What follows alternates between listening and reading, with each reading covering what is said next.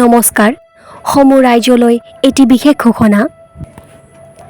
আপোনাৰ ছোৱালীজনী 18 বছৰ বয়সত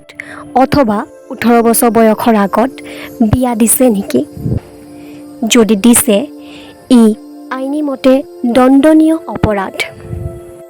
এজনী ছোৱালী 18 বছৰ বয়স আৰু এজন ল'ৰা 21 বছৰ বয়সৰ আগত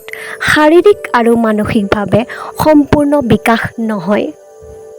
বাল্য বিবাহৰ ফলত ল'ৰা বা ছোৱালীজনীৰ সৰ্বাংগীন উন্নতি আৰু শিক্ষাৰ পৰা বঞ্চিত হয় বাল্য বিবাহে জনসংখ্যা বৃদ্ধি কৰাত সহায় কৰে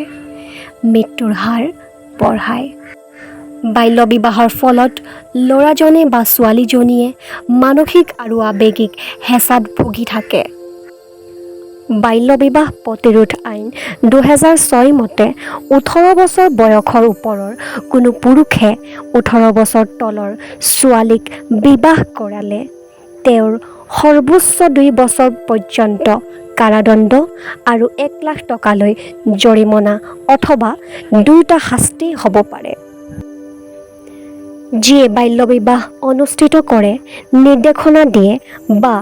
উচতনি প্ৰদান কৰে তেনে ব্যক্তিয়েও শাস্তি লাভ কৰিব বাল্য বিবাহ অনুষ্ঠিত কৰা পিতৃ মাতৃ অভিভাৱকৰ উপৰিও ইচ্ছাকৃতভাৱে বিবাহৰ কাৰ্যত উপস্থিত থকা ব্যক্তিও আইনৰ দৃষ্টিত সমানেই অপৰাধী আৰু শাস্তিৰ যোগ্য এই আইন ধৰ্মনিৰপেক্ষভাৱে সকলোৰে বাবে প্ৰযোজ্য বাল্য বিবাহৰ সম্ভেদ পালে